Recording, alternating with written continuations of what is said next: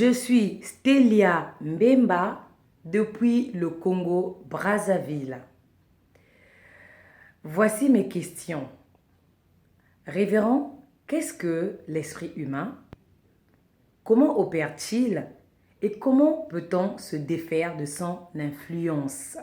Merci. Astélia qui nous interpelle depuis Pointe-Noire au Congo sur une question à 3 volets, laquelle porte autour de qu'est-ce que c'est que l'esprit humain, comment opère-t-il et comment se défaire de son influence, sinon de son contrôle. Il est important pour moi de vous rappeler qu'on appelle esprit humain l'esprit de l'homme, c'est-à-dire l'esprit qui est à l'intérieur du corps humain.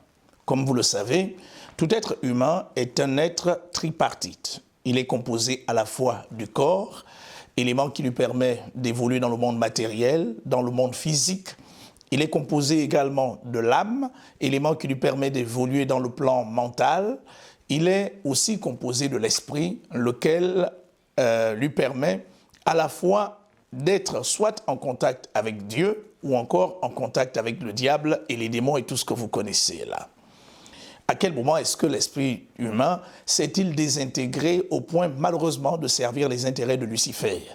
Il faut savoir que toute adhésion à ce qu'on appelle l'appartenance par le biais d'un pacte au milieu de sorcellerie, etc., procède par le fait de renoncer à soi-même, de renoncer à sa nature humaine, de renoncer à sa famille, au point de développer et même d'acquérir une nature purement bestiale. C'est ce qui explique le fait, par exemple, pour lequel beaucoup de personnes ont développé la tendance, malheureusement, d'aller sexuellement avec leur parenté la plus rapprochée, père, mère, enfant, fille, etc., etc., etc.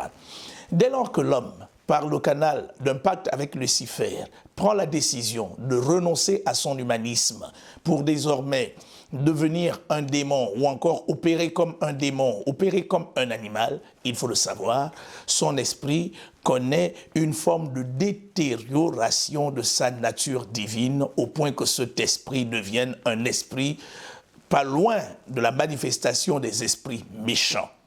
Et c'est à cet instant même que l'esprit de l'homme devient un esprit mauvais dans la mesure où, par le biais de certaines projections hors du corps de l'homme, par le moyen de certains voyages dits occultes, celui-ci peut opérer dans le sens d'assouvir des besoins du point de vue bestial. Vous avez entendu parler des esprits des femmes et de maris de nuit. Dans le cadre des attaques directes, vous avez régulièrement entendu parler ou alors vécu l'expérience de cette personne qui, pendant qu'elle est en plein sommeil, se sent soudainement paralysée, sans son corps engourdi au point qu'elle ne soit pas toujours capable de bouger. Il peut même arriver que par le biais de certaines de ces projections-là, l'esprit de l'homme aille jusqu'à faire du mal aux esprits des tiers.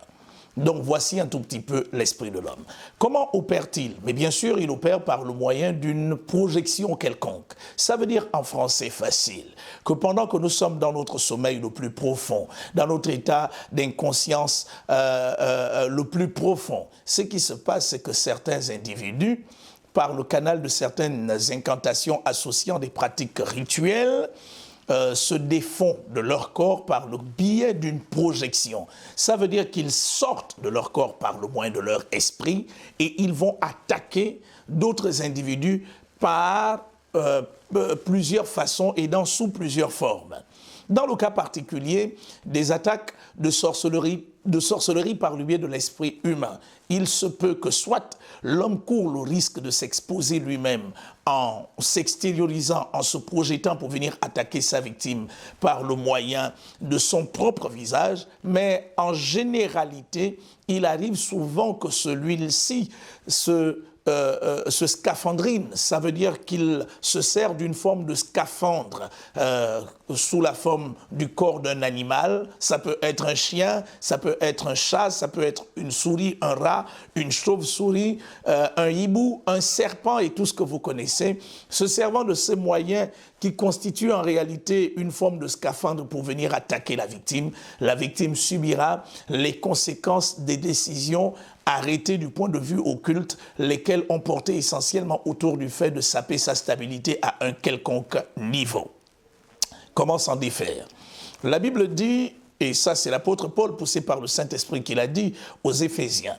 Au reste, fortifiez-vous dans le Seigneur, et par sa force toute puissante, revêtez-vous de toutes les armes de Dieu, car nous n'avons pas à lutter contre la chair et le sang, mais contre les dominations, contre les autorités, contre les principautés, contre les esprits méchants dans les lieux célestes. S'il n'est pas faux que la catégorie d'esprits méchants dont fait directement référence l'apôtre Paul, c'est principalement les démons, il n'en demeure pas moins que le fait pour certains individus d'avoir voué leur vie à Lucifer, à Satan, par le canal des pactes passés avec ce dernier, va transformer leur esprit en un esprit impur, en un esprit méchant, dans la mesure où ce dernier, pour accomplir les missions qui lui ont été assignées par le fait de son adhésion, va procéder aux mêmes stratégies, aux mêmes pratiques que celles des esprits méchants communément appelés les démons.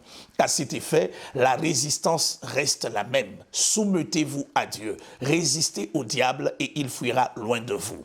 En conclusion, pour se défaire de l'emprise et des stratégies des esprits humains complètement désincarnés et désorientés de leur nature humaine pour leur nature satanico-diabolique, il est important non seulement de demeurer en Christ, parce que la Bible déclare que celui qui demeure sous l'abri du Très-Haut repose à l'ombre du Tout-Puissant, mais il faut également s'armer, car souvenez-vous que nous sommes engagés dans une véritable bataille, laquelle oppose principalement les fils de lumière, qui sont les fils et les filles de Dieu, aux fils de Satan, lesquels, même sous forme humaine, continuent à combattre les projets et les plans de Dieu.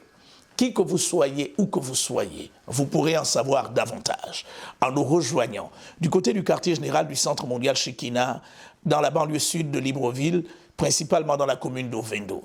Nous sommes situés derrière l'ancienne maternité Joséphine Bongo, troisième entrée à droite après le portail de l'Université des sciences et de la santé.